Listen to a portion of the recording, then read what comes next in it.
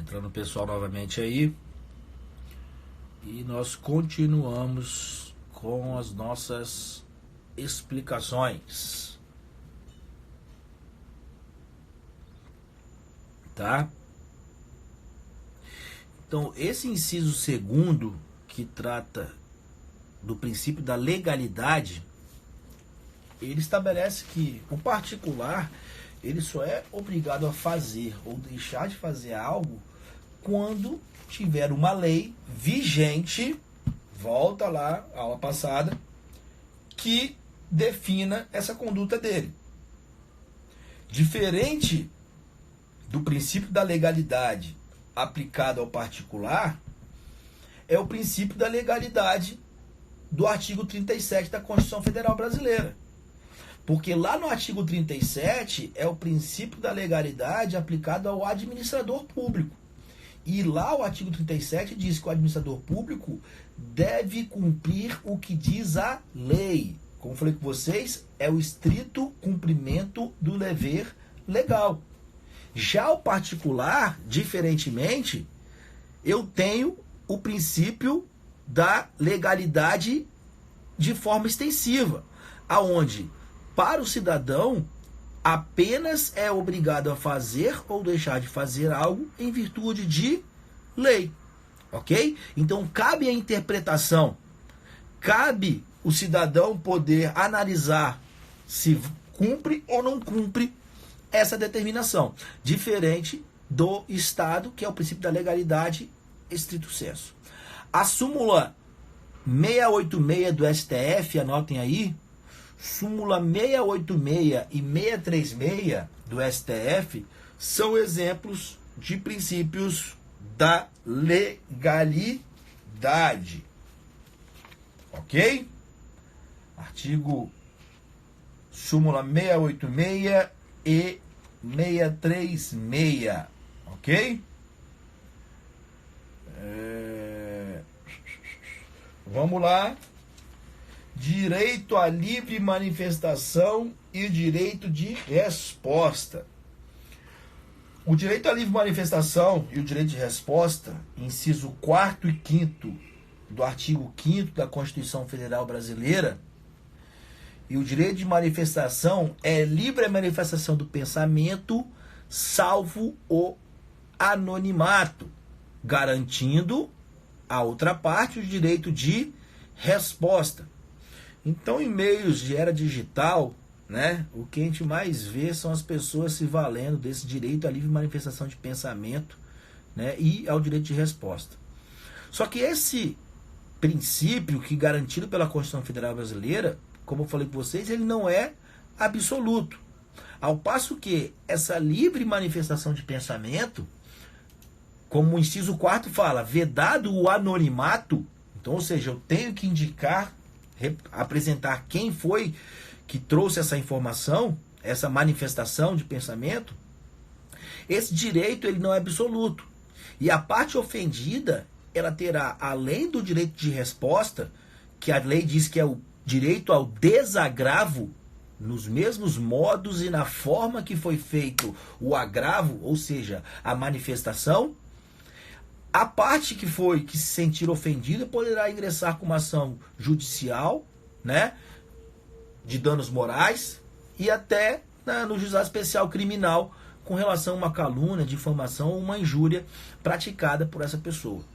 Então, a livre manifestação de pensamento, primeira característica, né, ela é vedada o anonimato, ok?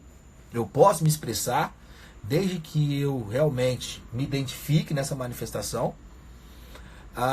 Não é um direito absoluto, que garante à parte ofendida o direito de resposta, além de um possível processo judicial de esfera civil ou criminal. Ok? Esse direito de resposta é o que a lei diz que é o direito ao desagravo. Então, em eventual ação ajuizada de foro civil, indenizatório de danos morais, exemplo, ou até de foro criminal, uma calúnia, uma injúria ou difamação, nesse pedido a parte pode fazer o tópico do desagravo. E aí irá solicitar ao Poder Judiciário uma decisão em que obrigue, em que garanta aquela pessoa que foi ofendida pela pessoa que manifestou esse pensamento o direito do desagravo. E o direito de desagravo previsto na Constituição, ele diz que tem que ser pelo mesmo meio e da mesma forma que foi feito a manifestação. Então nós vamos acompanhar aí, volta e meia, em horário político, tem muito disso. Eventual candidato, ele profere informações, despeja na mídia aí informações contra o seu concorrente, né? E essa pessoa, ela consegue provar que aquilo ali é uma mentira, é uma calúnia, né, uma difamação, e consegue, junto à justiça, o direito de desagravo. E utiliza daquele tempo que foi utilizado no horário eleitoral para ofender a sua integridade física, a sua integridade moral, desculpa, para que ele possa desagravar pelos mesmos meios e da mesma forma. Ok? Recentemente também, com esse embate político que nós temos com a mídia, em especial com a Rede Globo, nós estamos vendo em alguns momentos as partes se valerem desse direito, no caso o particular, que é a emissora de TV, para que possa se pronunciar dessa forma ao desagravo a esse direito previsto na Constituição. Justo até aí, gente? Tranquilo? Vamos aqui então passar a liberdade do exercício profissional. Inciso 13 da Constituição Federal Brasileira.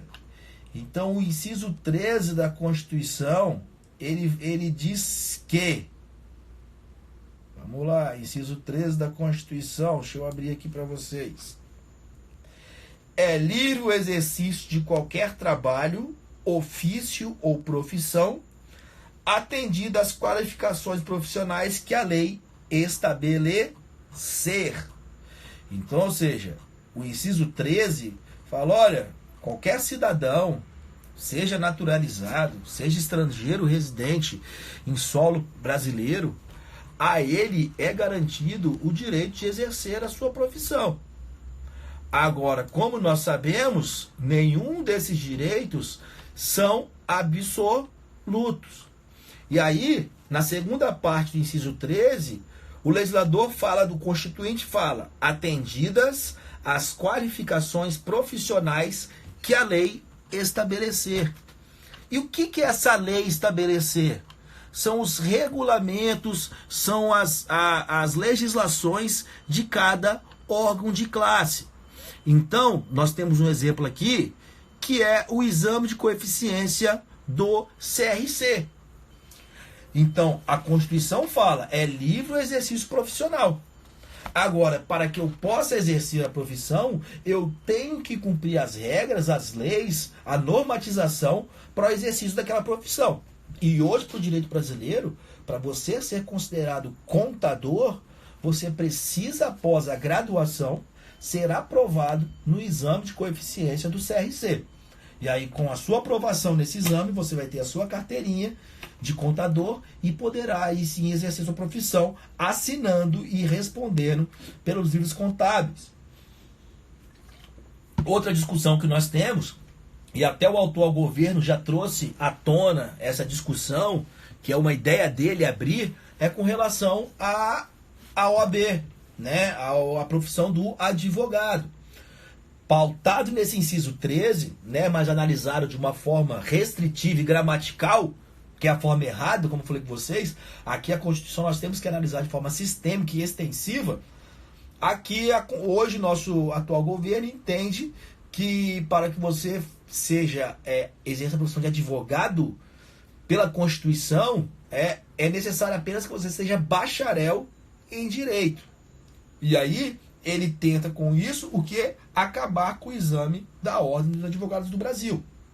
Agora, esse pleito, né, essa possível manifestação de se tornar um projeto de lei, já temos várias decisões do próprio STF que entendem como inconstitucional a retirada do exame de coeficiência da OAB para fins de exercício da advocacia, porque ele está plenamente de acordo né, indo ao encontro do que diz o inciso 13 da Constituição. Tá? Esse inciso 13 é uma norma, né, de eficácia restritiva, porque cabe ao legislador infraconstitucional complementar a extensão e aplicação dessa norma. Então nós temos aí, anotem aí, gente, isso aí só é o número da decisão, tá? Fiquem tranquilos que eu não vou cobrar isso na prova, só para exemplificar a liberdade de exercício profissional. Então coloquem aí, exame de coeficiência do CRC é um exemplo. A OAB é outro exemplo, que é a aprovação na Ordem dos Advogados do Brasil. Ok? O exercício da medicina também, com certificado de aprovação, né, junto ao CRM, Conselho Regional de Medicina. Então, se eu for um brasileiro ou um estrangeiro que eu faço o curso de medicina em outra universidade fora do território nacional, né, eu vou precisar fazer essa validação desse meu diploma numa universidade no Brasil, para que esse diploma possa ser validado e o CRM possa autorizar a expedição da carteira desse médico. Então, ou seja, todo esse procedimento, todas essas normas desse órgão de classe não afrontam o que diz o inciso 13 da Constituição Federal com relação ao livre exercício de qualquer trabalho, ofício ou profissão, atendidas as qualificações que a lei estabelecer. Ok? Essas qualificações que a lei estabelecer são esses exemplos que eu estou dando. Ok? E aqui também eu não posso fazer uma análise para aquelas profissões de cunho ilegal ou ilícito, como o tráfico de drogas. Claro que esse inciso 13 da Constituição não prevê esse tipo de atividade, porque ela é contrária ao que a lei estabelecer. E aí nós temos o Código Penal, o Código de Processo Penal, que define essas práticas delituosas, né, da mercância de substâncias ilícitas ou proibidas, ok? Então, liberdade de exercício profissional tem também a limitação. Anotem aí, ADI 3541. Essa ADI 3541 significa o quê? Ação direta de inconstitucionalidade. Nada mais é que o nome do processo. Então, essa ação direta de inconstitucionalidade foi apreciada pelo STF, que entendeu não ser ilegal, não ser inconstitucional o exame de coeficiência da Ordem dos Advogados do Brasil. Ok? E a tendência é que todos os cursos, assim como o curso de administração, curso de enfermagem e todos os demais cursos, tenham esse exame de coeficiência para que possam elevar o nível, né, do critério dos profissionais que estão hoje no mercado. Tá? Não sou contrário a essa regulamentação. Perfeito? Passamos do outro inciso, que é um princípio constitucional também, que é o direito à informação. Esse que está no inciso 14 da Constituição Federal Brasileira. Então, o artigo 5º, inciso 14, ele fala que é assegurado a todos o acesso à informação e resguardado o sigilo da fonte, quando necessário o exercício profissional. Então, a primeira parte desse inciso 13 fala, é assegurado a todos o acesso à informação. Então, esse acesso à informação que é assegurado a todos são as informações de caráter público, da administração pública. Então, assegurados a todos o acesso à informação são informações de caráter público. Abro parênteses, artigo 37 da Constituição. Qual que é o princípio que eu tenho lá? Princípio da publicidade. A administração pública deve publicar, deve levar ao conhecimento do particular, do cidadão, todos os seus atos que estão sendo praticados. Então, esse acesso à informação são das informações de caráter público e das informações particulares da pessoa, seja física ou jurídica. Então, eu tenho direito à informação de informações públicas e de informações particulares, seja da pessoa física ou da pessoa jurídica. Ela mesma tem acesso a informações suas, que estão nos órgãos públicos ou de caráter público. É o acesso à informação para alterar, retificar, adequar qualquer informação, retirar qualquer informação que eu tenha em órgãos públicos ou de caráter público. Tá? Recentemente nós tivemos editada no Brasil, entrada em vigência, a Lei de Acesso à Informação, ok? E a Lei Geral de Proteção de Dados. Então a Lei Geral de Proteção de Dados, ela vem realmente para garantir esse pleno acesso à informação. Garantir ao cidadão o direito de alterar, de retirar, de solicitar informações com relação aos seus dados que estão sendo disponibilizados na rede mundial de computadores. Ok?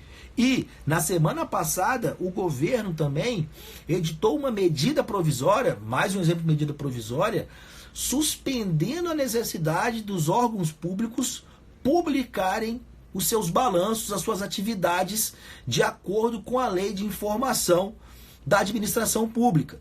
Uma lei nova também, que traz essa transparência de todos os atos, todos os gastos, todas as movimentações feitas pelo administrador público com o erário público.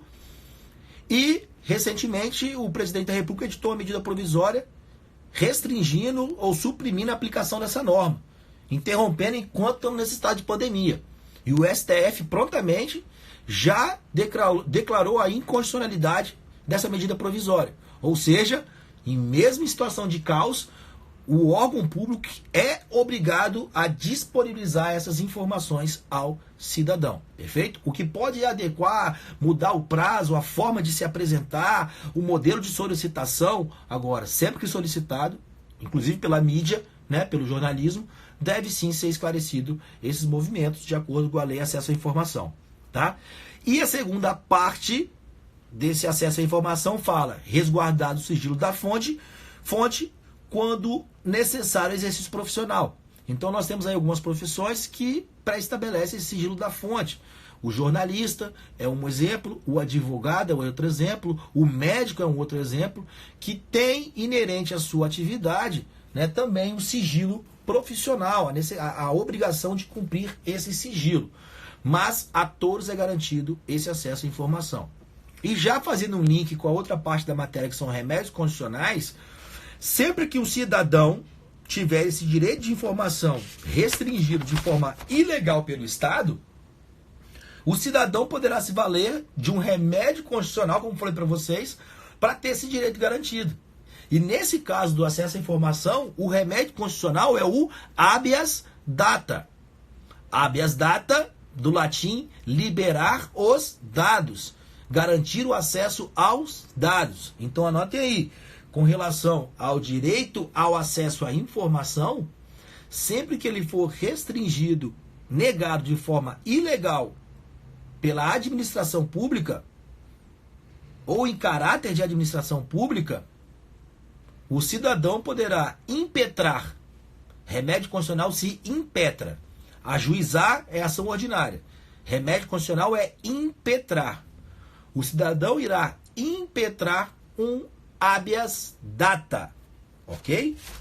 Diante do direito a acesso à informação, é garantido o cidadão se valer do habeas data.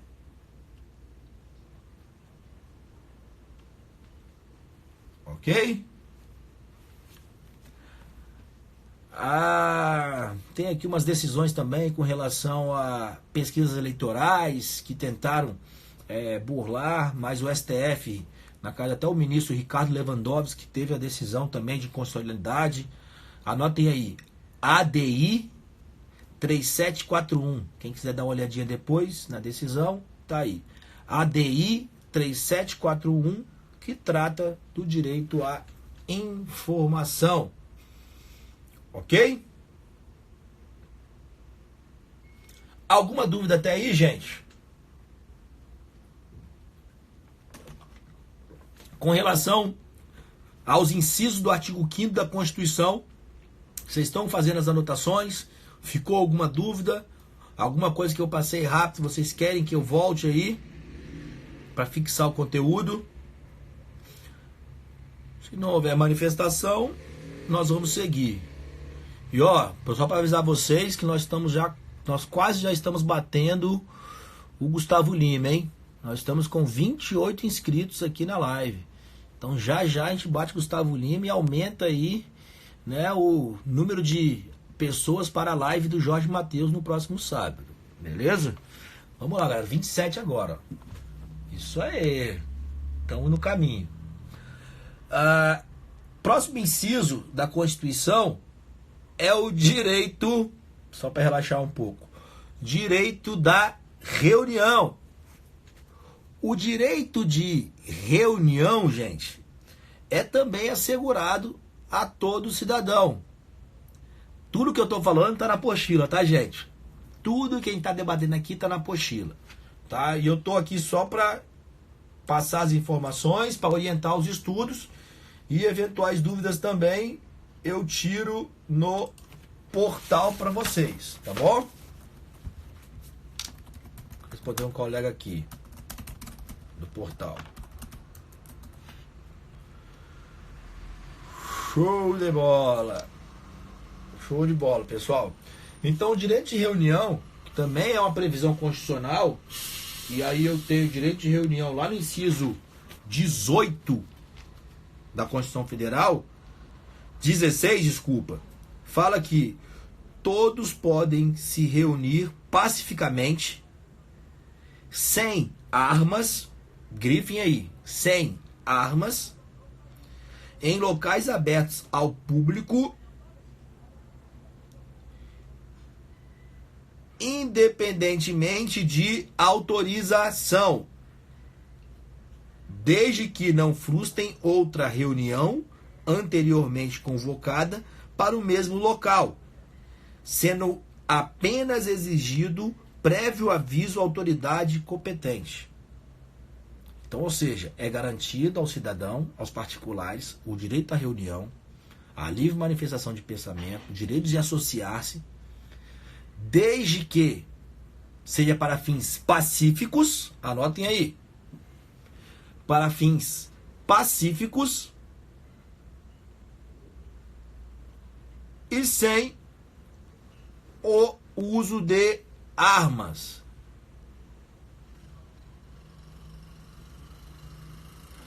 Não, o direito de reunião, Yuri, é o direito de se reunir, ok? Dos grupos se reunirem, ok? De fazer um evento, de fazer uma manifestação, de fazer uma passeata, ok? É isso aí, de utilizar a via pública. A Igreja Católica vai fazer a festa junina, vamos fazer uma reunião aqui na rua, comunica a prefeitura para que ela possa se preparar, fazer toda a sinalização da via, mudar o fluxo de veículos para que eu possa ter aquele direito de reunião, ok? Então é nesse sentido o direito de reunião. Desde que seja para fins pacíficos e sem o uso de armas. Mais uma vez, não é um direito absoluto. Desde que seja para fins pacíficos e sem o uso de armas. Por não ser um direito absoluto. E anotem aqui, para quem for fazer concurso público, o que cai é isso aqui, ó.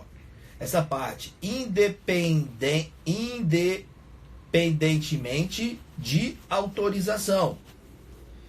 Então, ou seja, a Constituição não exige autorização, e sim apenas uma prévia comunicação. Como aqui fala, exigido o prévio aviso à autoridade competente. Então, o direito de reunião é um direito previsto na Constituição Federal Brasileira, no artigo 5º, que trata dos direitos e garantias fundamentais, individuais e coletivos, e que ele é bem claro ao dizer que eu posso me reunir, eu posso me organizar, desde que seja para fins pacíficos, sem o uso de armas, e eu não preciso de prévia autorização, e sim prévia comunicação. Ok? Eu preciso avisar, para que a polícia, o corpo de bombeiros, enfim, quais os órgãos da administração pública possam se mobilizar para que possam garantir o direito de ir e vir também dos outros cidadãos. Ok? Outra observação que eu esqueci aqui, e desde que já não tenha sido marcado uma reunião de um outro grupo diverso desse seu para esse mesmo local e momento. Então também vai esse critério de quem pediu, solicitou, de quem informou primeiro. Essa comunicação se deve ao uso do espaço público, Jaqueline, para organizar o direito de ir e vir e a utilização dos demais cidadãos. Ok? E eu vou fazer isso junto à prefeitura, ou ao governo do estado, ou à União, a depender do nível dessa reunião. Desculpa, dessa reunião. Atim, brincadeira. Ok? Exigido prévio aviso. Caramba, será? Tô não, né? Direito de reunião. Esse aqui é importante para vocês. E eu gostaria só, pessoal, dar uma atenção especial ao direito de propriedade. Ok? O direito de propriedade,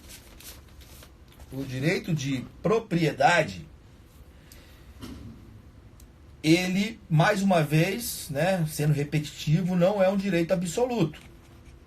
Tá? Álcool em gel, vou passar. Não é um direito absoluto.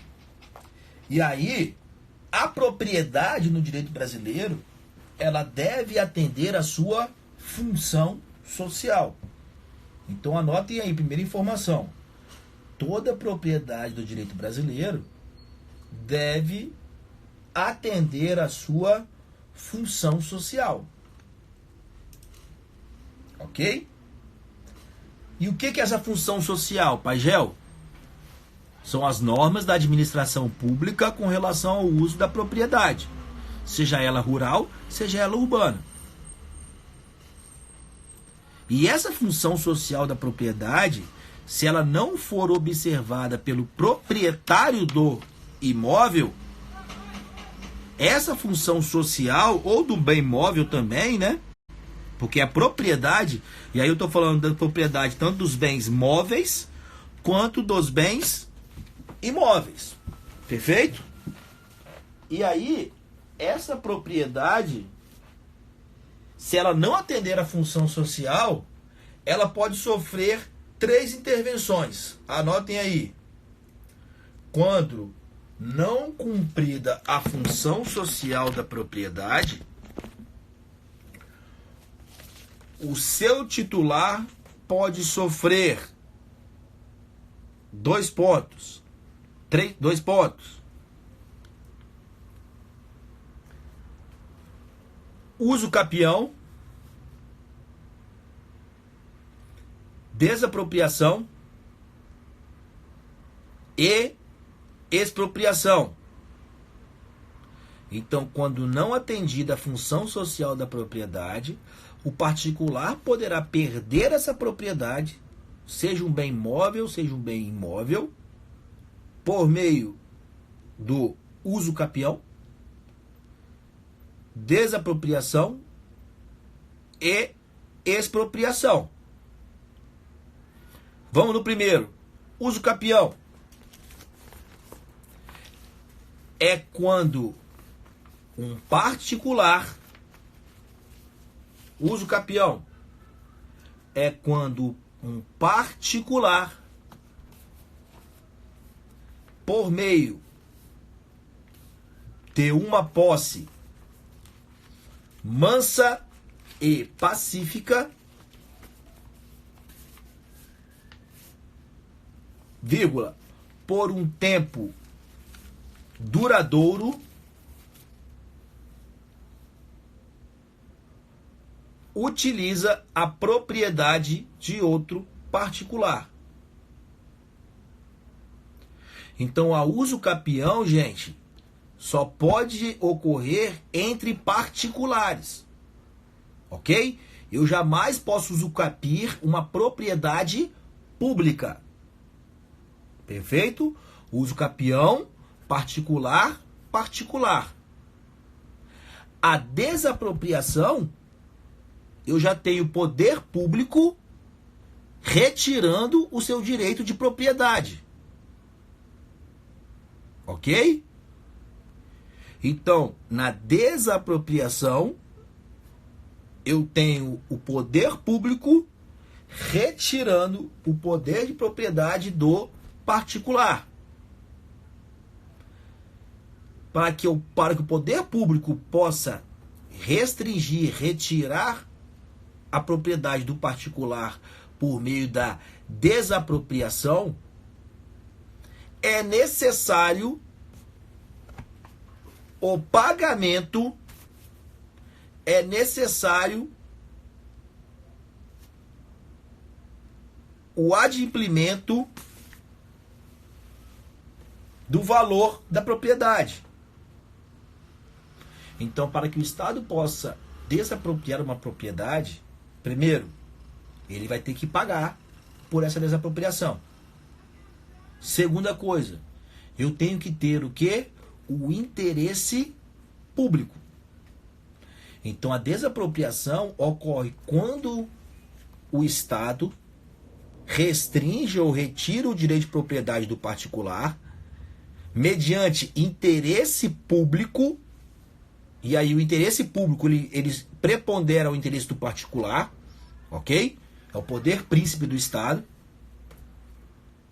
E para desapropriar, o Estado irá pagar, irá indenizar a parte por ter retirado esse terreno, essa propriedade particular para fins públicos.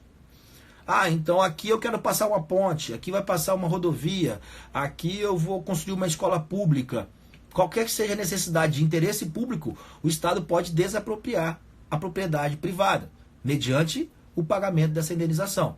As pessoas que moram em Viana, ali, na verdade, eu acho que é Biriricas, subindo Domingos Martins, ali vai ter mais um programa do governo de barragens, que vai ter mais uma barragem ali, que uma região que passa tem algumas casas e tem algumas propriedades rurais.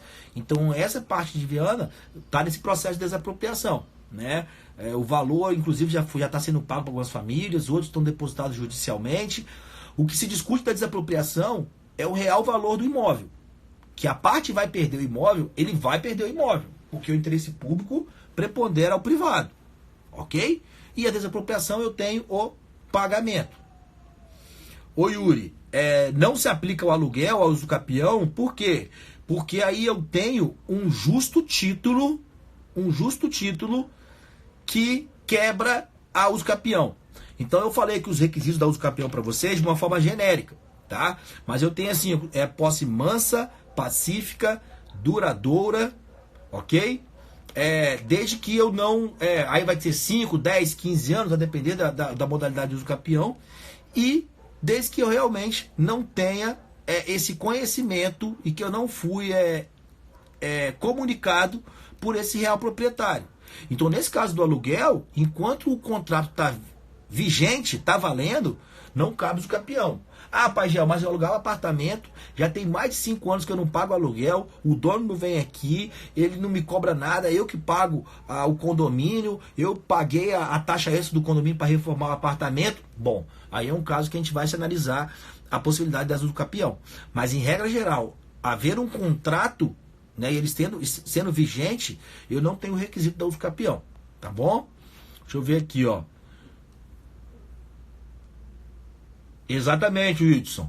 Lá em cima está dando exatamente esse problema para as famílias lá, porque o governo do estado avaliou no valor muito baixo as propriedades, né? Aí cada um vai ter que ajuizar a sua ação para discutir, para fazer novas perícias, para avaliar o valor desse imóvel, tá?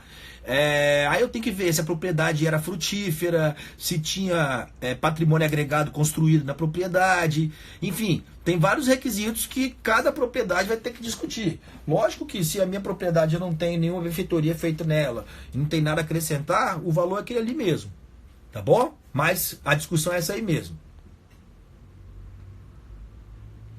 O proprietário pode recorrer? Pode recorrer, Marcos, com relação ao valor da propriedade, mas não impedir a utilização para fins públicos, ok? Por isso que sempre quer fazer um contrato de aluguel ou qualquer outro tipo de contrato para demonstrar sua propriedade. E se o proprietário não quiser de forma nenhuma, vai ser depositado judicialmente esse valor e ele vai, o Estado, por meio da força policial, vai fazer valer o direito de desapropriação. É isso que vai acontecer. Igual você vê no jornal diariamente com as famílias mais pobres. Depois de quanto tempo pode ocorrer um uso capião? Uso capião, U-S-U-P-I-A-O. Uso capião, a depender da modalidade de uso capião, eu vou ter o tempo. Uso capião rural, uso capião urbano, aí eu tenho uso capião de imóvel de até 250 metros quadrados, mas em regra geral é de 5 a 15 anos aí o período do uso capião. Além da posse mansa, pacífica, duradoura, enfim, e esses requisitos que a Constituição estabelece com relação ao uso capião. E por fim, nós temos a expropriação. A expropriação, ô Iago, essa sim é vixe, meu irmão. Porque a expropriação, ela vai ocorrer sempre que o particular estiver usando a sua propriedade para fins ilícitos. Então o STF já tem o entendimento que se for descoberta plantação de drogas psicotrópicas numa propriedade rural, o particular vai perder essa propriedade para o Estado. A diferença da desapropriação para a expropriação é que na expropriação eu não preciso pagar nada. E agora, recentemente, nós vimos aí com a reforma do Código de Processo Penal brasileiro que o Estado também está legitimado a tomar para si aqueles bens utilizados para fins de atos ilícitos. Então você está vendo várias decisões judiciais liberando os carros dos traficantes, hoje assalto a banco, enfim, qualquer que seja produto do crime, carro, casa, aparelhos de computador, enfim, para que isso possa ser expropriado e utilizado para fins públicos. Então é tomado para fins públicos, ok? Então, uso capião, particular, desapropriação, Estado versus particular, e expropriação, estados versus particular, mas sem o pagamento da indenização. Ok? Por fim, gente, o direito à locomoção. Então, o inciso 15 da Constituição, do artigo 5º da Constituição Federal Brasileira, diz que é livre a locomoção no território nacional em tempo de paz, podendo qualquer pessoa, nos termos da lei, nele entrar, permanecer ou dele sair com seus bens. Então, o direito à liberdade de locomoção, ele é absoluto? Não é. Porque em estado de sítio ou calamidade pública, como que nós estamos vivendo agora, nessa pandemia, esse direito ele pode ser restringido sim ao cidadão. É o que reza o inciso 15 e o inciso 68 do artigo 5º da Constituição. Então anotem aí, liberdade de locomoção, inciso 15, que é X e o V, inciso 15, XV, e inciso 68, LXV3, 111, LXV111. Então a liberdade de locomoção também pode ser restringida em caráter excepcional por Estado. E, sendo negado o direito de ir e vir de forma inconstitucional e arbitrária pelo Estado, o cidadão poderá se valer do remédio constitucional do habeas corpus para ter o seu direito garantido.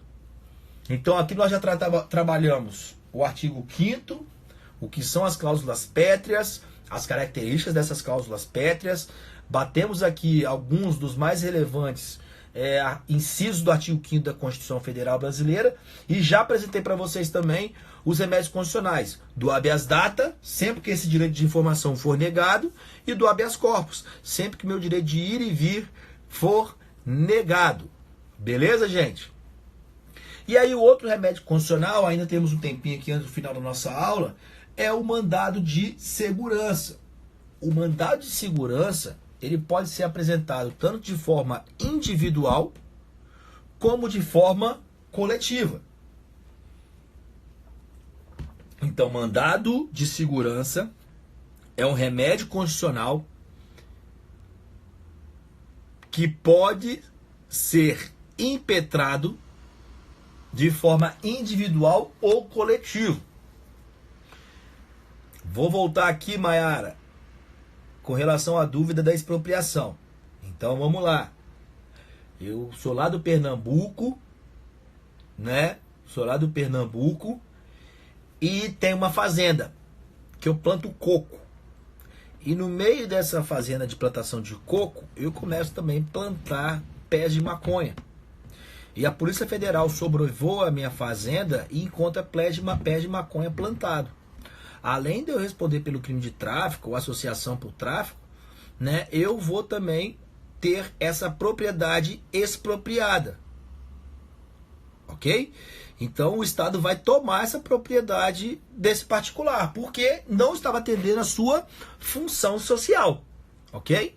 Então esse é o típico caso da expropriação.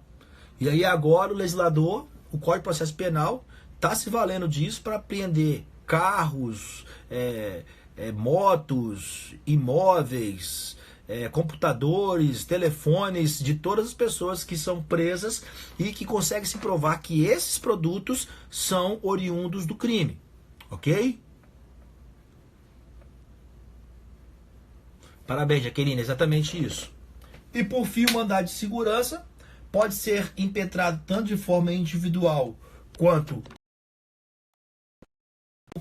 tanto individual como coletiva, sempre que o Estado descumprir um direito previsto em lei. Então, sempre que eu tiver um direito previsto em lei e o Estado não cumprir esse direito, o particular ou coletivo poderá impetrar o mandado de segurança para ter esse direito garantido. E aí o que acontece com esse mandado de segurança, com esse direito individual e coletivo previsto em lei? Vou dar um exemplo para vocês do mandado de segurança. Para a galera aí de administração e contabilidade, na parte de empresas, eu tenho muita discussão de mandado de segurança em matéria de direito tributário, ok? Então vou dar um exemplo para vocês. Isso é um caso real. Eu sou uma empresa de transporte de carga destinadas à exportação.